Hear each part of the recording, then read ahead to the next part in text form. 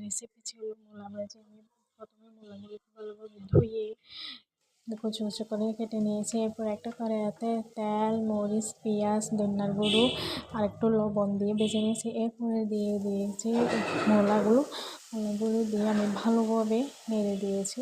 ভালোভাবে নেড়ে দিতে হবে যাতে সব মশলাগুলো মূলাগুলোতে লাগে। আমি ভালোভাবে নেড়ে দিয়ে ঢাকনি দিয়ে দিয়েছি। আর আমি এগুলো রাখবো 15 মিনিট পর্যন্ত চুলায় রাখবো। এর মধ্যে আপনাকে কিছুক্ষণ পর পর নেড়ে দিতে হবে, না হলে নিচে লেগে যাবে। আমি এখন রাখবো 15 মিনিট পর্যন্ত।